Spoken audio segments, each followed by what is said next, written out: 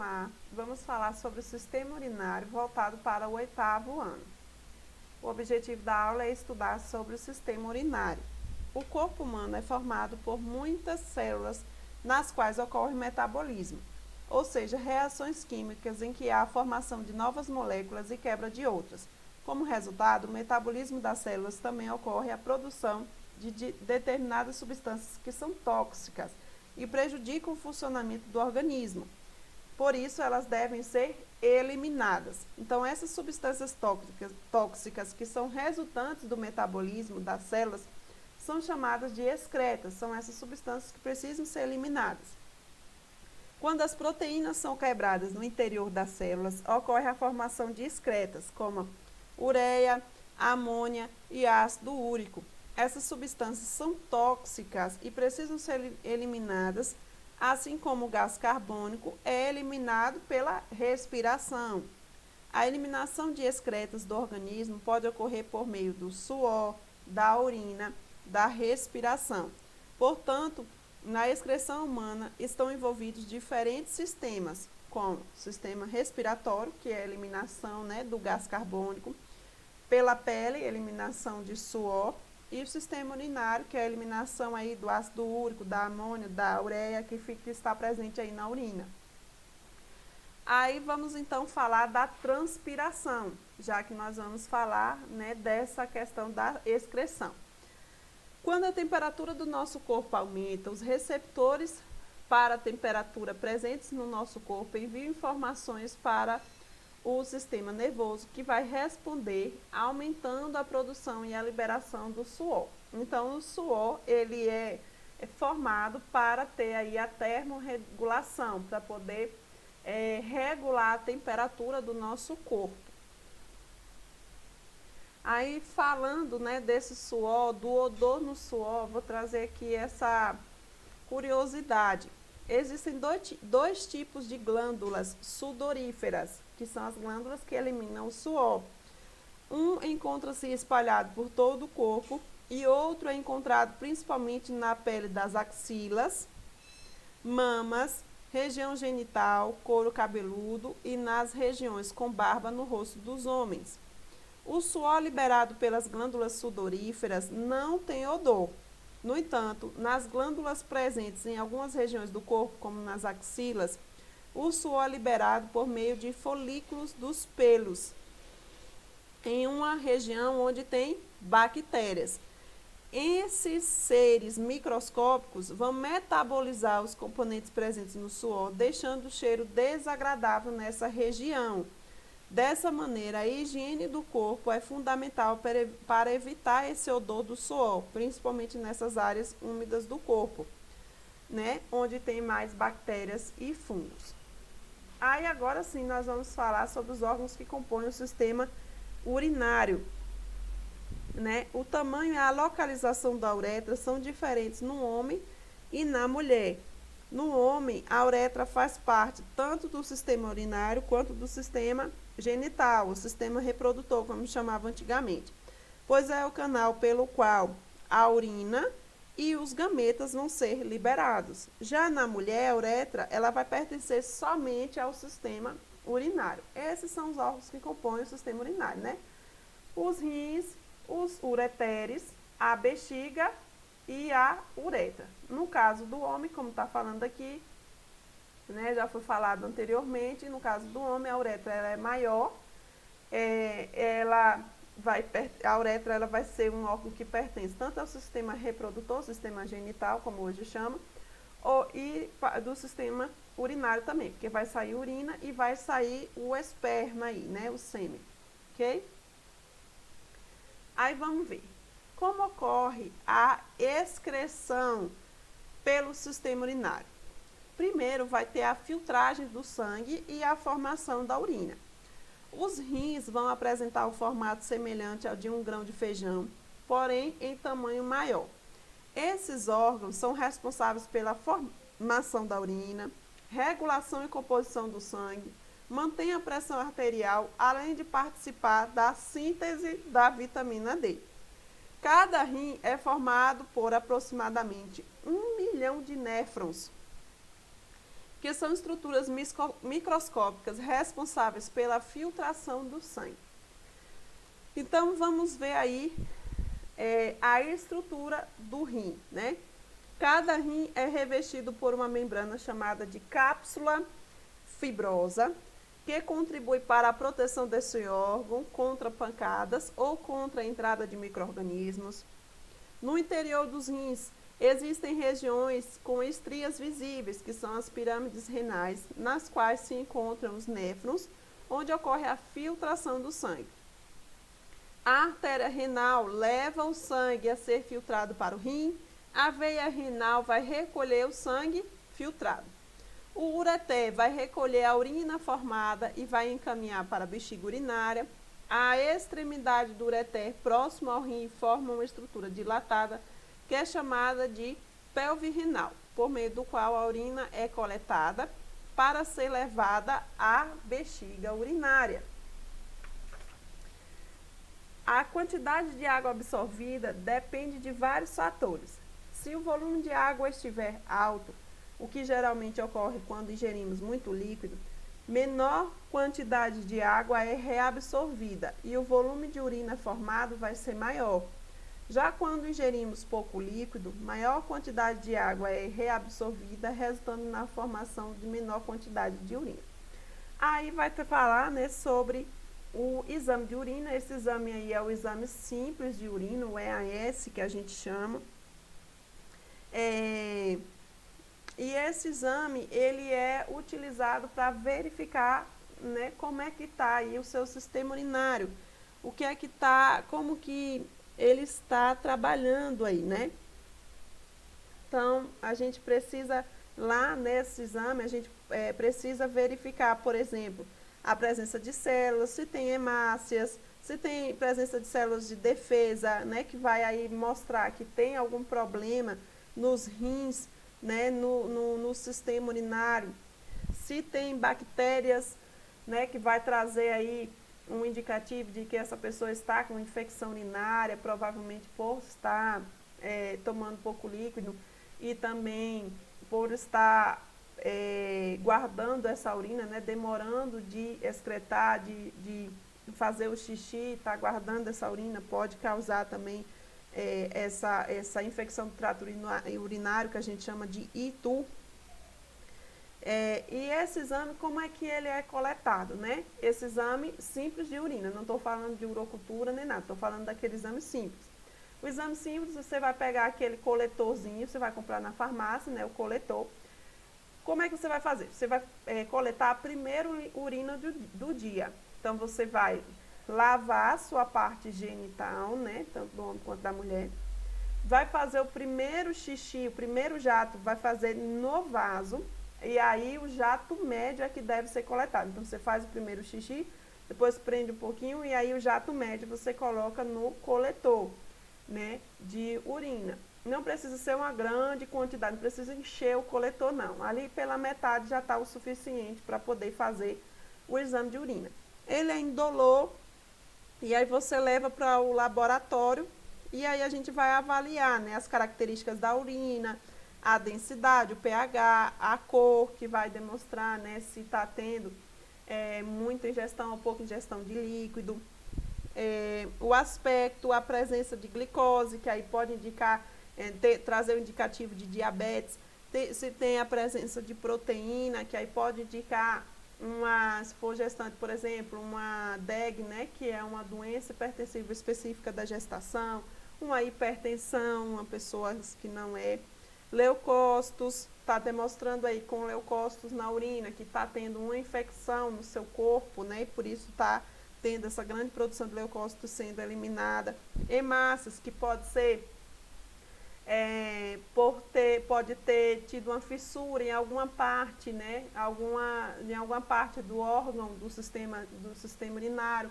Pode ser quando você tem uma infecção urinária que está um pouquinho mais avançada, um pouquinho mais grave, tem presença de hemácia e outros componentes. Esses valores resultantes dos exames, eles vão ser comparados, né, com os valores normais, né, os valores de referência e o valor do resultado. E aí a gente vai conseguir interpretar e ver se tem alguma complicação aí nessa pessoa, certo? É bem tranquilo. Aí o transporte e a eliminação da urina. Primeiro, nós vamos falar sobre o transporte e a eliminação da urina, tá bom? Após a formação da urina, que a gente viu lá, que é feito lá no, né, nos néfrons, esse líquido ele vai ser coletado pela pelve renal, vai ser encaminhado ao ureter e a partir dessa etapa não ocorrem mais modificações na composição dessa urina, que contém principalmente água, ureia, amônia e alguns sais minerais, né? Então, cada rim apresenta um ureter, o qual vai se ligar à bexiga. Os ureteres transportam a urina do rim para a bexiga urinária por meio da contração dos músculos, né? A bexiga urinária vai atuar como um reservatório temporário da urina. Antes de ela ser eliminada do corpo, esse órgão apresenta as paredes revestidas de músculos. O formato da bexiga altera-se de acordo com a quantidade de urina em seu interior. Quando a bexiga está vazia, ela tem formato achatado. E quando está cheia, ela fica esférica, fica parecendo uma bolinha. Da região interior da bexiga urinária, parte a uretra, a estrutura tubular que vai levar a urina para fora do corpo, né? Aí nos homens, a uretra ela vai ser maior, nas mulheres a uretra vai ser menor. A gente falou ali do exame de urina, as mulheres elas estão mais propícias a desenvolver infecção urinária, por exemplo, porque a uretra ela é menor, está mais próxima ali do canal anal, né? Onde é um lugar bastante contaminado. Já do homem, a uretra ela é maior e não está próximo ao canal anal, então a probabilidade é um pouco menor de desenvolver a ITU, né, que é a infecção do trato urinário. Controle da micção, que você está vendo aí um bebezinho lindo. Geralmente aprendemos a controlar a micção, que é o ato de urinar, após os 2 anos de idade. Antes dessa idade, não temos esse controle durante o dia e nem à noite. O controle da micção à noite é adquirido aos poucos, até cerca de 5 anos de idade. Porém, pode levar mais tempo em algumas pessoas. Mas como é que ocorre esse controle da micção? A micção ocorre por ação combinada de contrações musculares voluntárias e involuntárias. Na bexiga urinária, lembra que a gente falou que tinha músculos, né? Ela vai ter a capacidade de armazenar de 700 a 800 ml de urina. Só que quando a quantidade excede 200 a 400 ml, a gente já vai sentir vontade de fazer xixi. Isso ocorre porque a parede da bexiga urinária apresenta células que são sensíveis ao aumento do volume desse órgão. Quando esse aumento ocorre, as células vão enviar impulsos nervosos ao nosso sistema nervoso, que vai informar que a bexiga urinária está quase cheia, provocando a vontade de fazer xixi. Em resposta, o sistema nervoso vai enviar impulsos nervosos que vão provocar a contração do músculo liso da bexiga e o relaxamento do músculo liso do esfíncter interno e do músculo esquelético e esfíncter externo da uretra, ocorrendo a micção. Então, ocorre a micção como? Vai ter esses músculos, esses nervos aí, que vai levar esses impulsos nervosos para o sistema, quando está lá de 200 a 400 ml de urina na bexiga, vai chegar lá, vai levar para o sistema nervoso vai trazer a vontade de você fazer xixi. Você não faz xixi porque você está tendo controle do esfíncter, que é aquele músculozinho que vai prender ali, digamos, o xixi na bexiga. Então, quando você dá vontade de fazer xixi, que você vai ao banheiro, o sistema nervoso vai fazer com que esse esfíncter, esse músculo, ele relaxe e aí haja a saída dessa urina, ok? Esse mecanismo que nós falamos aí, aos poucos nós vamos adquirindo esse controle da micção, como a gente viu, que até os 2 anos de idade nós não temos esse controle de micção, né? E aí a gente consegue iniciar ou suspender essa micção, que é essa urina, né? Que é a vontade de fazer xixi, que é esse xixi, controlando o relaxamento e a contração do músculo esquelético do esfíncter externo da uretra e de outros músculos que estão presentes ali na pelve. Aí, só que existe pessoas que desenvolvem o quê? A incontinência urinária. Em adultos, especialmente em idosos, pode ocorrer a eliminação involuntária dessa urina. Ou seja, a pessoa ela não consegue controlar o xixi. Esse quadro clínico é conhecido como incontinência urinária.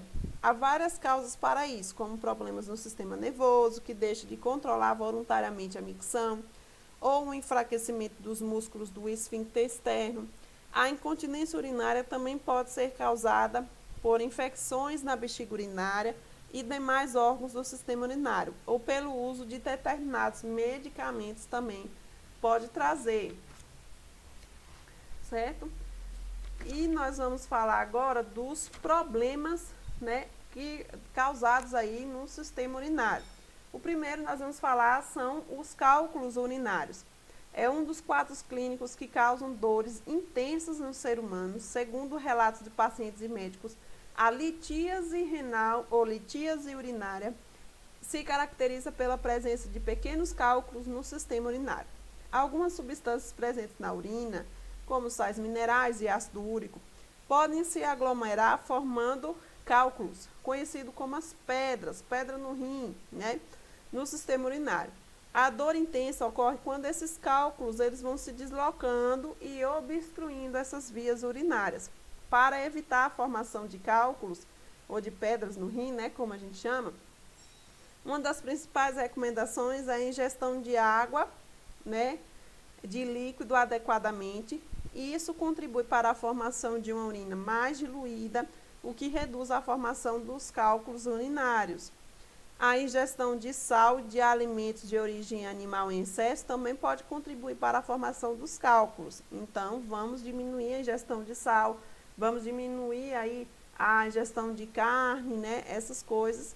Vamos tomar bastante líquido durante o dia para deixar essa urina diluída. Praticar atividades físicas regularmente, manter a massa corporal adequada, ajudam a prevenir também os cálculos urinários. O tratamento deve ser indicado por um médico e vai depender da condição do paciente e da dimensão desse cálculo urinário, né? Porque tem casos em que esse cálculo urinário, essa litíase renal, litíase urinária, é tão grande que não consegue, que a água, né, a grande ingestão de líquido não vai conseguir com que ela seja expelida naturalmente. Então, vai precisar de realizar um procedimento que a gente chama de lithotripsia extracorpórea. Esse procedimento, né, ondas sonoras com determinadas características são direcionadas ao corpo do paciente na região em que se encontram esses cálculos urinários. Quando essas ondas entram em contato com os cálculos, elas vão se fragmentar, resultando em pequenos pedaços que vão poder ser eliminados pelo organismo. Outro problema aí do sistema urinário, a ITU, que é a infecção do trato urinário. Quando essa infecção, né, ela atinge a uretra, os ureteres e a bexiga, a gente vai chamar de cistite. Então, uretra, ureteres e bexiga. Chama de cistite. Mais especificamente, infecção na bexiga, isso, cistite. Nesse caso, a pessoa pode aumentar os sintomas como ardência e dor ao urinar, sensação de bexiga cheia, mesmo, né, depois de ter urinado, aumento da frequência da urina escura com odor forte, além da presença de sangue. Quando essa infecção atinge os rins, é denominada de pielonefrite e apresenta sintomas como dor na região lombar, febre, calafrios e mal-estar. Diante dos sintomas tanto de cistite quanto de pielonefrite, devem procurar um médico e fazer o exame de urina. O tratamento é feito por meio de antibióticos. A melhor maneira de prevenir a infecção urinária é higienizar corretamente a região genital, impossibilitando que as bactérias intestinais, lembra que eu falei que fica próximo do ânus, cheguem até a uretra. Não reter urina, ou seja, fazer xixi sempre na hora que der vontade, e ingerir bastante água. E outro que a gente trouxe foi a insuficiência renal. A insuficiência renal crônica é uma condição na qual os rins perdem de maneira lenta, progressiva e irreversível sua capacidade de filtrar o sangue. Sua causa está relacionada principalmente ao diabetes mellitus, à hipertensão arterial e às infecções nos glomérulos, né? Com a perda irreversível dessa função renal, o sangue ele não vai ser filtrado, gerando um acúmulo de substâncias tóxicas no corpo. Isso pode provocar a morte da pessoa, caso não seja feito o tratamento com a hemodiálise. Durante a hemodiálise, o sangue ele vai sair da artéria do paciente, é encaminhado para o dialisador. Nesse dialisador, o sangue ele vai passar por uma série de tubos feitos com membranas de filtragem, que vai permitir a passagem dos excretas, mas impede a saída de células e proteínas do sangue. Esses tubos do dialisador, há uma solução que recebe excretas filtradas do sangue para serem eliminadas. Posteriormente, o sangue livre de excretas é encaminhado novamente para o corpo do paciente. A hemodiálise geralmente é feita 3 vezes na semana, cada sessão dura de 2 a 5 horas. Em geral, em hospitais e clínicas que fazem hemodiálise e apresentam uma equipe de profissional treinado que atendem especificamente esses pacientes. Essa é a aula aí sobre o sistema urinário voltado para